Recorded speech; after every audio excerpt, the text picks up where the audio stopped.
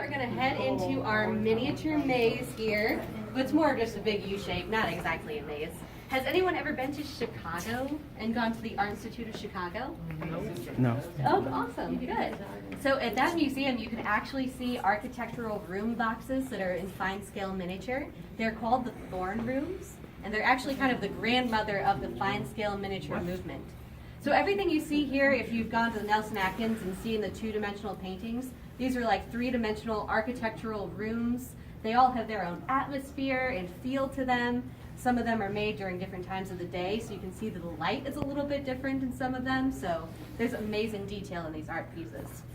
And so the first one I wanted to talk about, can everyone see this right here? So this is the American Architecture Classroom done by William R. Robertson.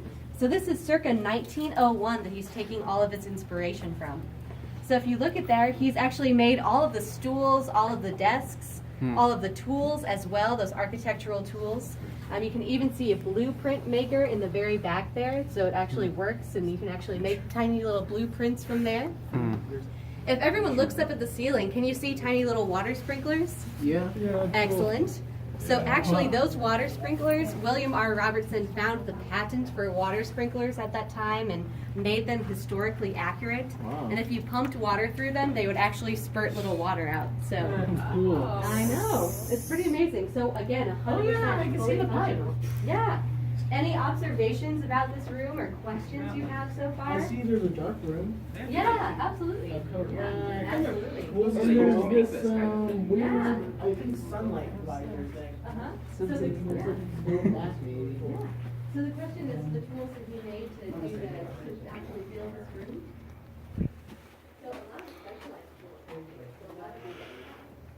A lot of artists actually have to make their own tools.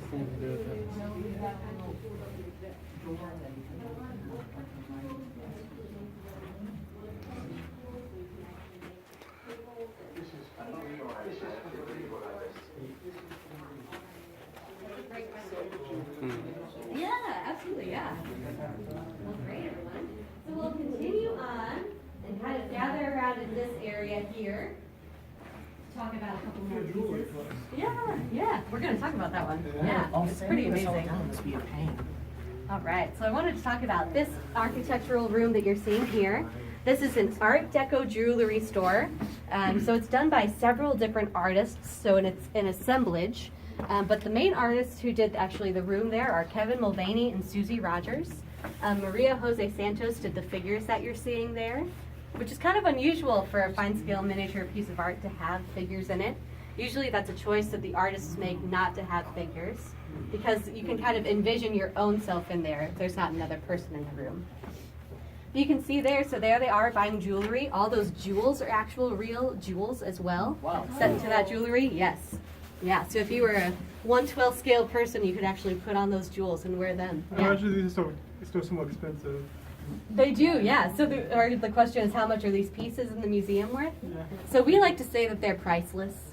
But this one is actually really exciting because Barbara Marshall, who collected all these fine scale miniatures, had a habit of going to artists and saying, do whatever you want to do what you're passionate about, and that's why she got so many amazingly well-crafted works. But these artists actually went to her and asked, Barbara, what is it that you want? What is it that you're passionate about? And she wanted something done from the Art Deco jewelry area, that golden age of jewelry stores. And this is kind of the final result. The chandelier is really cool. The chandelier is amazing, yeah. Tens of thousands of different individual beads on that chandelier. Yeah.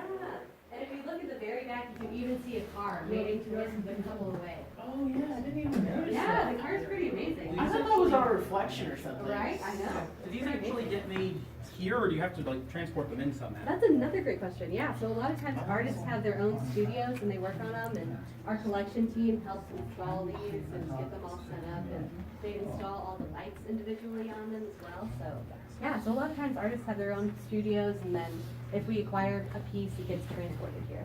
Yeah, great question. Cool. Well, I'll give everyone a chance to get a closer look at that. We'll kind of continue down the hallway and just around the corner here. Yeah, wow, that has to be interesting. Does anyone have any other questions? Cool. That Velociraptor skeleton is also done by Lloyd McCaffrey. It's pretty incredible. This little corner full of I know. Can you imagine living in there? You can really put yourself into these works. It's pretty cool. And I love that stained glass light above the kitchen table as well. Oh, that's What was this one? That one back there, the scale bathroom. You know, actually like toothpaste in the tube. You know, that's a good question. I should check on that. You I don't know, I know. wonder what would be in the toothbrush. Yeah, that's a great question. There's one of those weird like Yeah, yeah. So more kind of like an architectural study there. Yeah. All right, so we'll continue on down the hallway. And then we'll eventually just come around the corner here.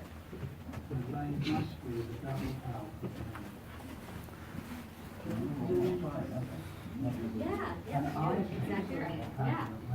So we'll kind of gather in this open space here. There is a bench if anyone wants to take a seat. May have decided he'd take a chance and leave them. All right. Because probably when it was delivered back to the Excellent. Excellent. All right, so since we're kind of talking about woodworking and functionality of objects, I wanted to point out this piece to everybody right here. So if you could actually notice this, and that video behind you is actually the artist himself taking apart that roll-top desk and putting it back together. So that's Dennis Hillman who did that work. So it's all his working, again, thousands of different individual pieces in that roll-top desk. The locks and key actually work, so it's really amazing. And here we have the scroll. And all these three rooms were done by Kevin Mulvaney and Susie Rogers again, who did the architectural rooms. Yeah. Well, we can gather in too, so everybody can get a closer look at those three areas. Yeah, with the four posts. Yeah, absolutely. Yeah.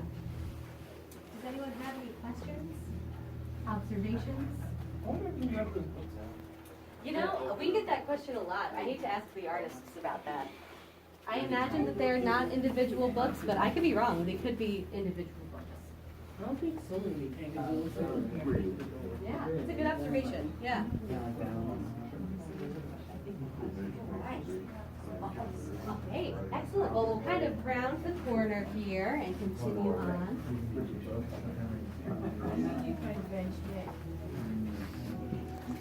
All of you have such great questions. I'm so excited about all these questions.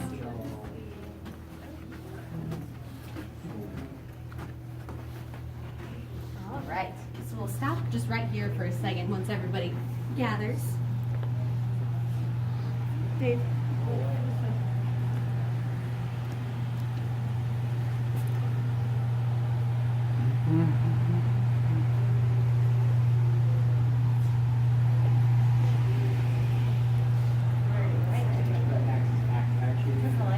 So we'll actually just meet right here for a second. So at this point, we've actually only seen half the collection that we have. So now we are going to head on upstairs to the toy collection. Does anyone have any questions about fine scale miniatures though before we head up? All right, great. So we'll head on back to the lobby and then take the stairs in the lobby. All right. Well, that house like that was cool.